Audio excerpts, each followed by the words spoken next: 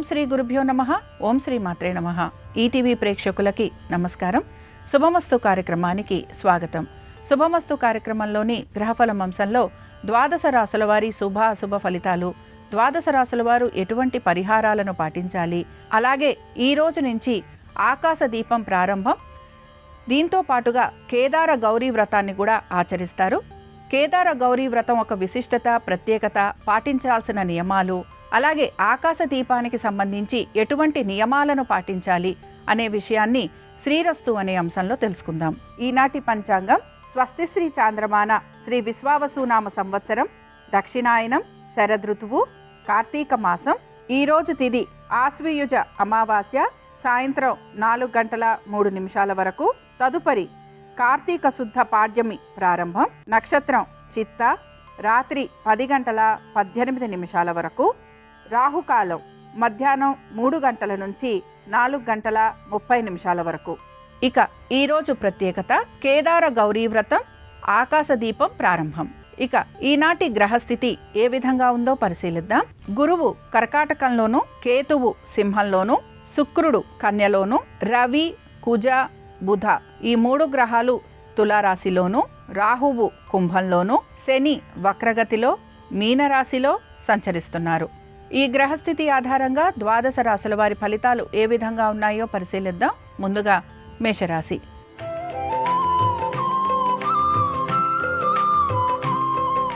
మేషరాశి వారి ఫలితాలను గనక పరిశీలించినట్లయితే ఆర్థికపరమైన విషయాల గురించి ఎక్కువగా ఆలోచన చేసే అవకాశాలు గోచరిస్తున్నాయి.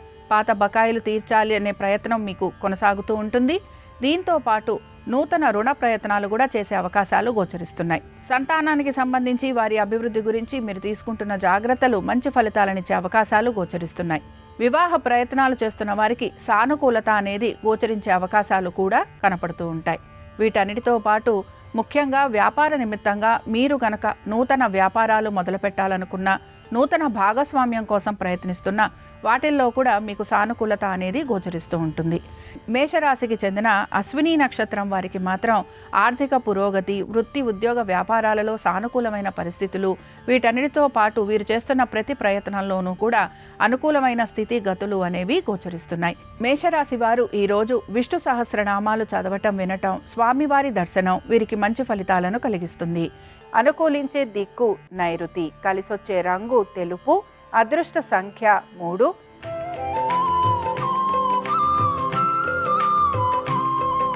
వృషభ రాశి వారి ఫలితాలను గనక పరిశీలించినట్లయితే పరిస్థితులకి తగిన విధంగా మీరు మార్పులు అనేవి చేసుకుంటూ ముందుకు వెళతారు.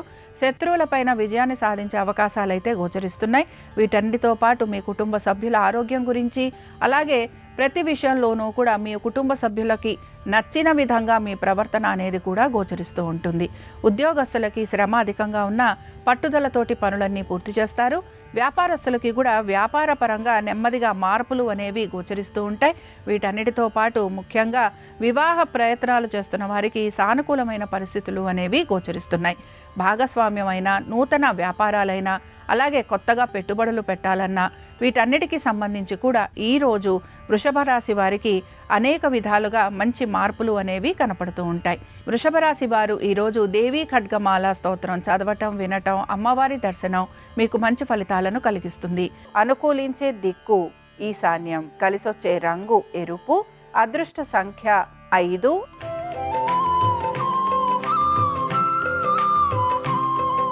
మిథున రాశి వారి ఫలితాలను గనక పరిశీలించినట్లయితే మిథున రాశి వారు మాత్రం అనేక విషయాలలో జాగ్రత్త వహించాలి. తొందరపాటు నిర్ణయాలు తీసుకోకూడదు. అలాగే మీ భవిష్యత్తు గురించి మీరు ఎక్కువగా ఆలోచన చేసే పరిస్థితులు మీకు గోచరిస్తూ ఉంటాయి. ఆవేశంలో ఎటువంటి నిర్ణయాలు తీసుకున్నా వాటికి సంబంధించి అనర్థాలు కలిగే అవకాశాలు ఎక్కువగా ఉంటాయని గ్రహించాలి. కోర్టు విషయాలు కానీ, లేకపోతే స్థిరాస్తి వ్యవహారాలు కానీ మీకు ప్రతికూలంగా ఉండే అవకాశాలు ఉంటాయని కూడా మీరు గమనించాలి. ఇక మిథున రాశికి చెందిన స్త్రీలు మాత్రం వీరి ప్రతిభకు తగిన గుర్తింపు లభించట్లేదని నిరాశకు గురయ్యే అవకాశాలు ఎక్కువగా ఉంటాయి. అలాగే వీరికి శారీరకపరమైన ఇబ్బందులు అనేవి కూడా గోచరిస్తూ ఉంటాయి. ఇక మిథున రాశికి చెందిన పునర్వసు నక్షత్రం వారు మాత్రం అనేక విషయాలలో జాగ్రత్త వహిస్తూ ముందుకు వెళ్ళాలి.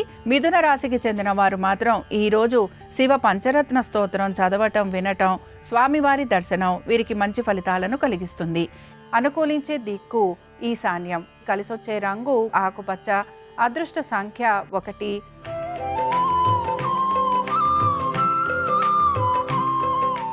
కర్కాటక రాశి వారి ఫలితాలను గనక పరిశీలించినట్లయితే కర్కాటక రాశి వారు కూడా ప్రతి విషయంలోనూ జాగ్రత్త వహించాలి. కుటుంబంలో కలహాలకు సంబంధించి ఎక్కువగా సూచనలు అనేవి గోచరిస్తున్నాయి. ఆవేశంతో మీరు కూడా తీసుకునే నిర్ణయాల వలన ఇబ్బందికి గురవుతారని గ్రహించాలి. నిర్ణయాలు తీసుకునేటప్పుడు మాత్రం నలుగురితోటి సంప్రదించి నిర్ణయాలు తీసుకోవడానికి ప్రయత్నించాలి. అలాగే తక్కువగా మాట్లాడటం, మీ స్వవిషయాలు ఏవైతే ఉన్నాయో వాటికి సంబంధించి గోప్యత అనేది మీరు పాటిస్తూ ఉండాలి. ఇక కర్కాటక రాశికి చెందిన స్త్రీలు వీరి యొక్క స్థిరాస్తి కొనుగోలు విషయాలకు సంబంధించి నమ్మి మోసపోయే అవకాశాలు ఎక్కువగా ఉంటాయి. అలాగే కుటుంబ సభ్యుల మధ్యన ఎటువంటి రాజీ కుదరకపోవటం మీకు నిరాశను కలిగిస్తూ ఉంటుంది. కర్కాటక రాశికి చెందిన పునర్వసు నక్షత్రం వారికి కూడా అనేక విషయాలలో ఇబ్బందులు అనేవి కనపడుతున్నాయి. అలాగే మీరు స్థిరాస్తి విషయాలు కానీ ఆర్థికపరమైన విషయాల గురించి మాత్రం నెమ్మదిగా తగు విధంగా నిర్ణయాలు తీసుకొని ఆ తర్వాత మాత్రమే పనులు చేయాలని సూచన. కర్కాటక రాశికి చెందిన వారు ఈరోజు దుర్గాదేవి అష్టోత్తరం చదవటం, వినటం, అలాగే అమ్మవారి దర్శనం మీకు మంచి ఫలితాలను కలిగిస్తుంది. అనుకూలించే దిక్కు నైరుతి, కలిసొచ్చే రంగు ఆకుపచ్చ, అదృష్ట సంఖ్య 4.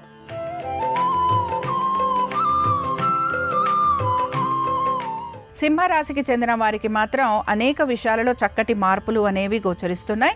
ముఖ్యంగా ఆర్థికపరమైన విషయాలలో మంచి అనుకూలత అనేది గోచరిస్తోంది. మీరు ఏ పనులైతే పూర్తి చేయాలనుకుంటున్నారో ఆ పనుల వైపు మీరు ఎక్కువగా శ్రద్ధాశక్తుల్ని కనబరుస్తారు. మీకు మీ యొక్క పనికి సంబంధించి విశేషంగా గుర్తింపు వచ్చే అవకాశాలు కూడా గోచరిస్తున్నాయి. మీ శ్రమకు తగిన ఫలితం లభించటం, బంధుమిత్రుల్ని కలవటం, తీర్థయాత్రలకు వెళ్ళటం, దైవ దర్శనాలు చేసుకోవటం, కుటుంబంలో కూడా చక్కటి అనుకూలమైన స్థితిగతులు, ఇవన్నీ కూడా మీకు ఆనందాన్ని కలిగిస్తూ ఉంటాయి. ఇక సింహరాశికి చెందిన స్త్రీలకి కూడా అనేక విషయాలలో చక్కటి మార్పులు అనేవి ఉంటాయి. ముఖ్యంగా మీ ప్రతిభా పాఠవాలకు తగిన విధంగా గుర్తింపు లభించే అవకాశాలు గోచరిస్తున్నాయి. కుటుంబ సభ్యులతోటి కూడా అనేక విషయాలలో మీకు అనుకూలత అనేది గోచరిస్తోంది.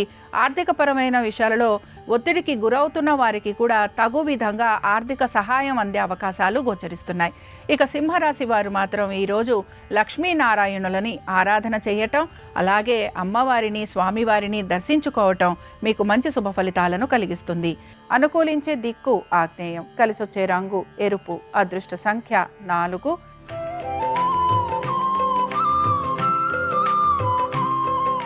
కన్యారాశి వారి ఫలితాలను గనక పరిశీలించినట్లయితే కన్యారాశి వారికి కూడా మార్పులు చేర్పులు అనేవి గోచరిస్తున్న వీరు మాత్రం ఇంకా కొంత ప్రయత్నం అనేది మాత్రం చేస్తూ ఉంటారు.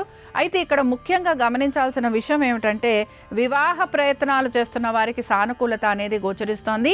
దీంతో పాటుగా మీరు గనక నూతన పెట్టుబడుల గురించి ఆలోచన చేస్తున్న, నూతన వ్యాపారాలైనా, నూతన భాగస్వామ్యమైనా మీకు అనుకూలంగా ఉండే అవకాశాలు గోచరిస్తున్నాయి. ఎప్పటి నుంచో రావాల్సిన బకాయిలు, ఎప్పటి నుంచో మీరు అనుకుంటున్న పనులు, ఇవన్నీ కూడా ముందుకు సాగే అవకాశాలు అనేవి కనపడుతున్నాయి. వీటి వలన మీరు చాలా ఆనందంగా గడిపే అవకాశాలు కూడా మీకు గోచరిస్తూ ఉంటాయి. బంధుమిత్రుల్ని కలవటం, విందు వినోదాలకు వెళ్ళటం, విహారయాత్రలు, ఇవన్నీ కూడా మీకు ఆనందాన్ని కలిగించే అవకాశాలుగా మనం చెప్పుకోవచ్చు. సంతానానికి సంబంధించి కూడా అనేక విషయాలలో చక్కటి మార్పులు అనేవి గోచరిస్తూ ఉంటాయి. ఇక కన్యారాశికి చెందిన వారు మాత్రం ఈరోజు శివుని యొక్క అష్టోత్తరం చదవటం, వినటం, స్వామివారి దర్శనం మీకు మంచి ఫలితాలను కలిగిస్తుంది. అనుకూలించే దిక్కు ఈశాన్యం, కలిసొచ్చే రంగు ఆకుపచ్చ, అదృష్ట సంఖ్య 1.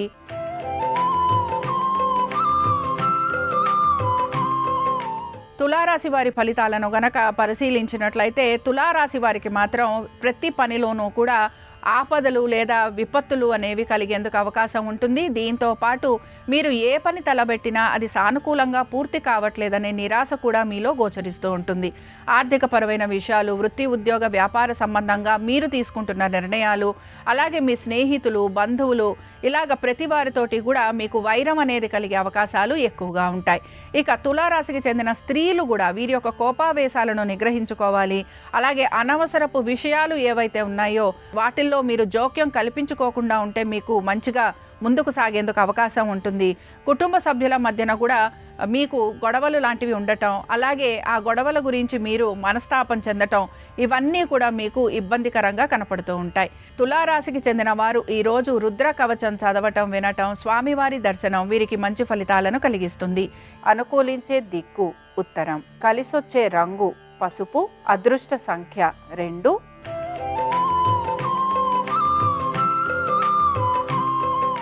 వృశ్చిక రాశి వారి ఫలితాలను గనక పరిశీలించినట్లయితే వృశ్చిక రాశి వారికి కూడా రుణాలు పాతవి ఏవైతే ఉన్నాయో వాటి గురించి మీరు ఆలోచన చేయటం, అలాగే పాత బకాయిలు రుణాలు తీర్చాలి అని చెప్పి మీ ప్రయత్నం అనేది మీరు చేస్తూ ఉంటారు. చాలా వరకు కూడా పట్టుదలతోటి ప్రతి పనిని పూర్తి చేసే ప్రయత్నం అనేది కనిపిస్తూ ఉంటుంది. సంతానానికి సంబంధించి వారి అభివృద్ధి గురించి తగు విధంగా నిర్ణయాలు, జాగ్రత్తలు తీసుకుంటూ ముందుకు వెళుతూ ఉంటారు. ఉద్యోగస్తులకి, వ్యాపారస్తులకి, ఇతర వృత్తులలో ఉన్న వారికి ఈరోజు ప్రత్యేకించి పెద్దగా మార్పులు అనేవి కూడా ఏమీ గోచరించటం లేదు. అయితే ఇక్కడ ఆర్థికపరమైన విషయాల గురించి మాత్రం ఒత్తిడికి గురి కావటం, అలాగే కుటుంబ సభ్యులతోటి కూడా సమయం గడిపేందుకు మీరు ఎక్కువగా ప్రయత్నం అనేది చేస్తూ ఉంటారు.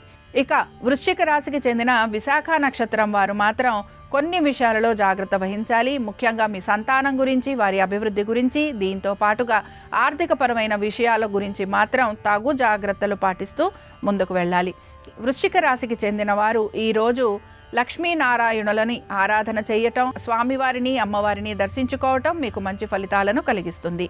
అనుకూలించే దిక్కు దక్షిణం, కలిసొచ్చే రంగు పసుపు, అదృష్ట సంఖ్య 2.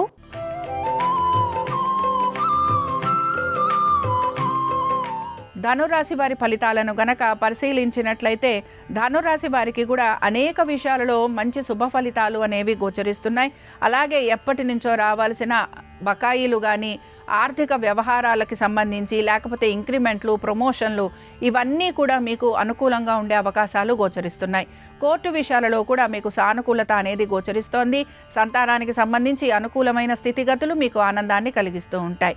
అనుకున్న విధంగా ప్రతి పని సానుకూలంగా పూర్తి కావటం, వృత్తి, ఉద్యోగ, వ్యాపారాలకు సంబంధించి కూడా మీ ప్రతిభకు తగిన గుర్తింపు లభించటం మీకు ఆనందాన్ని కలిగిస్తూ ఉంటుంది.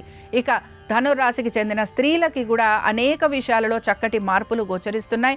ఎప్పటి నుంచో ఎదురు చూస్తున్న పనులు ఏవైతే ఉన్నాయో అవి పూర్తయ్యే అవకాశాలు, అలాగే అనేక విషయాలు ఏవైతే మీకు నిరాశను కలిగిస్తూ వచ్చాయో ఆ విషయాలన్నీ కూడా మీకు సానుకూలంగా పూర్తయ్యే అవకాశాలు గోచరిస్తున్నాయి. ఇక ధనురాశికి చెందిన వారు ఈరోజు విష్ణు పంజర స్తోత్రం చదవటం, వినటం, అలాగే స్వామివారి దర్శనం మీకు మంచి ఫలితాలను కలిగిస్తుంది. అనుకూలించే దిక్కు నైరుతి, కలిసొచ్చే రంగు తెలుపు, అదృష్ట సంఖ్య 5.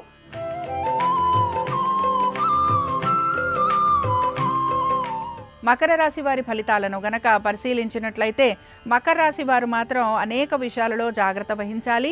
దీంతో పాటుగా జాగ్రత్త వహిస్తూ ముందుకు వెళ్లేందుకు ప్రయత్నించాలి. ఏ విషయంలో అయినా సరే రాజీ పడే తత్వం అనేది గోచరిస్తూ ఉంటుంది. దీంతో పాటు మీ వృత్తి, ఉద్యోగ, వ్యాపారాలకు సంబంధించి పెద్దగా మార్పులు అనేవి గోచరించడం లేదు. అలాగే దీంతో పాటు ఆర్థికపరమైన విషయాల గురించి కూడా తగు విధంగా మీరు నిర్ణయాలు తీసుకుంటూ ముందుకు వెళ్లేందుకు ప్రయత్నిస్తారు. అయితే ఉద్యోగానికి సంబంధించి మీరు ఉద్యోగంలో మార్పుల గురించి ప్రయత్నిస్తున్నా, లేకపోతే నూతన ఉద్యోగ ప్రయత్నాలు చేస్తున్నా వీటిల్లో మాత్రం సానుకూలత అనేది కనపడదు. అలాగే వ్యాపారస్తులకి వ్యాపారపరంగా నెమ్మదిగా మార్పులు అనేవి గోచరిస్తూ ఉంటాయి. ఇక ఇతర వృత్తులలో ఉన్న వారికి పెద్దగా మార్పులు ఉండే అవకాశాలు ఈ రోజు కనిపించటం లేదు. మకర రాశికి చెందిన వారు ఈరోజు ఉమామహేశ్వర స్తోత్రం చదవటం, వినటం, అలాగే అమ్మవారిని, స్వామివారిని దర్శించుకోవటం మీకు మంచి ఫలితాలను కలిగిస్తుంది. అనుకూలించే దిక్కు దక్షిణం, కలిసొచ్చే రంగు తెలుపు, అదృష్ట సంఖ్య 4.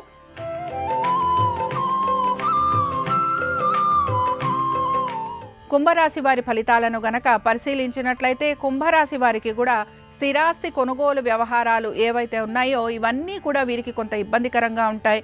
కోర్టు విషయాలలో కూడా వీరికి కొంత ప్రతికూలత అనేది గోచరిస్తోంది. అకాల భోజనం, శారీరక శ్రమ అధికంగా ఉండటం ఇబ్బందికరంగా ఉంటుంది. ఆరోగ్యం గురించి తగు విధంగా జాగ్రత్తలు తీసుకోవాలి. ప్రయాణ సంబంధంగా ఖర్చులు అధికంగా ఉండటం, వైద్య నిమిత్తంగా ఖర్చులు, అలాగే వీటన్నిటితో పాటు ముఖ్యంగా ఏ పని తలబెట్టినా అది ఖర్చుతోటి పూర్తవటం అనేది మీకు నిరాశను మాత్రం కలిగిస్తూ ఉంటుంది.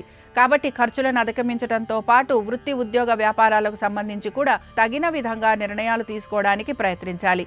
ఇక కుంభరాశికి చెందిన స్త్రీలు ఆర్థికపరమైన విషయాల గురించి ఒత్తిడికి గురవుతూ ఉంటారు. ఆరోగ్యం గురించి జాగ్రత్త వహించాలి. ఏ పని తలబెట్టినా అది ఆలస్యంగా పూర్తవుతూ ఉంటుందని గ్రహించాలి. కుంభరాశి వారు ఈరోజు మంగళ చండికా స్తోత్రం చదవటం, వినటం, అమ్మవారి దర్శనం వీరికి మంచి ఫలితాలను కలిగిస్తుంది. అనుకూలించే దిక్కు వాయువ్యం, కలిసొచ్చే రంగు ఆకుపచ్చ, అదృష్ట సంఖ్య 4.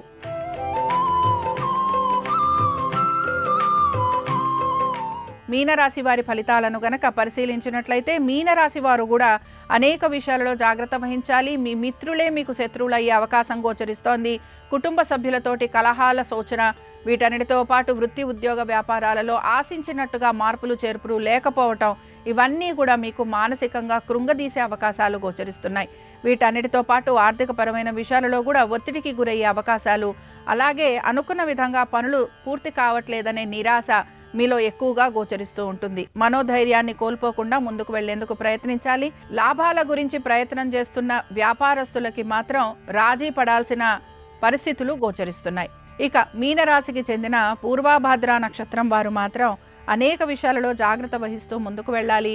తొందరపాటు నిర్ణయాలు మాత్రం తీసుకోకూడదు. వృత్తి ఉద్యోగ వ్యాపారాలు, ఆర్థిక స్థితిగతులు, అలాగే వీటన్నిటితో పాటు ముఖ్యంగా మీ ఆరోగ్యము, వీటిపైన మీరు శ్రద్ధాశక్తుల్ని కనపరచాలి. మీనరాశి వారు ఈరోజు దామోదరాష్టకం చదవటం, వినటం, అలాగే స్వామివారి దర్శనం మీకు మంచి ఫలితాలను కలిగిస్తుంది. అనుకూలించే దిక్కు వాయువ్యం, కలిసొచ్చే రంగు నలుపు, అదృష్ట సంఖ్య 9. ఇవి ద్వాదశ రాశుల వారి ఫలితాలు. శివపార్వతుల అనుగ్రహం, లక్ష్మీనారాయణుల అనుగ్రహం ద్వాదశ రాశుల వారి మీద ఉండాలని ఆశిస్తూ స్వస్తి. శ్రీరస్తు శుభమస్తు. ఈరోజు సూర్యోదయానికి అమావాస్య తిథి ఉంది. మంగళవారం అమావాస్య కలిసి వచ్చినాయి కాబట్టి దీన్ని భౌమ అమావాస్య అంటారు. భౌమ అమావాస్య సందర్భంగా గృహంలో పూజా మందిరంలో ఎరుపు రంగు ఒత్తులతో దీపారాధన చేస్తే శత్రుబాధలు, దృష్టి దోషాలు తొలగిపోతాయి. లక్ష్మీ కటాక్షం చాలా సులభంగా కలుగుతుంది. భౌమ అమావాస్య కాబట్టి ఎరుపు రంగు ఒత్తులతో దీపారాధన చేయటంతో పాటుగా కుంకుమ పువ్వులో కొద్దిగా పన్నీరు కలిపి, ఆ పన్నీరు కలిపిన కుంకుమ పువ్వుని కొద్దిగా బొట్టులాగా లక్ష్మీదేవి చిత్రపటానికి అలంకరణ చేయాలి. ఇలా చేస్తే లక్ష్మీ కటాక్షం చాలా సులభంగా కలుగుతుంది. అలాగే భౌమ అమావాస్య సందర్భంగా ఈరోజు గుగ్గిలం పొగ గృహంలో వేయాలి. గుగ్గిలం పొగ వేసేటప్పుడు ఆ సాంబ్రాణి ధూపంలో తెల్ల ఆవాలు చల్లి సాంబ్రాణి ధూపం వేయాలి. ఇలా చేస్తే కూడా గృహంలో ఉన్నటువంటి నకారాత్మక శక్తులని తొలగింపజేసుకోవచ్చు. భౌమ అమావాస్య సందర్భంగా సుదర్శన మంత్రాన్ని పఠించిన, ఓం అష్టభైరవాయ నమః అనే కాలభైరవ మంత్రాన్ని పఠించినా కూడా శత్రుబాధలు, దృష్టి దోషాలు వీటన్నిటిని తొలగింపజేసుకొని సమస్త శుభాలను సిద్ధింపజేసుకోవచ్చు. అలాగే ఈరోజు సాయంకాలం పాడ్యమి తిథి, కార్తీక శుక్ల పాడ్యమి ఉంది. సాయంకాలం నుంచి కార్తీక మాసం ప్రారంభమవుతుంది కాబట్టి సాయంకాలం పూట శివాలయానికి వెళ్ళి ఆకాశ దీపాన్ని దర్శనం చేసుకోవటం ద్వారా సమస్త సంపదలను సిద్ధింపజేసుకోవచ్చు.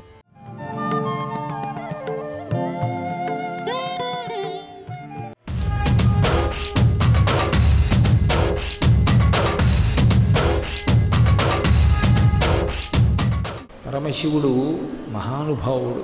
సమస్త వేదముల చేత ప్రతిపాదింపబడినటువంటి పరబ్రహ్మస్వరూపము ఆ పరమశివుడే. శివ అనేటటువంటి మాటకి అర్థం మంగళం, కళ్యాణం, శుభం, ఇటువంటి మాటలు చెప్తారు.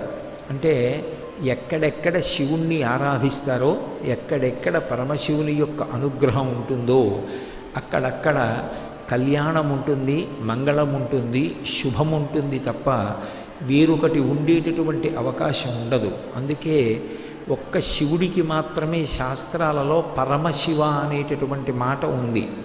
పరమ విష్ణు, పరమ బ్రహ్మ అన్న మాటలు ఉండవు.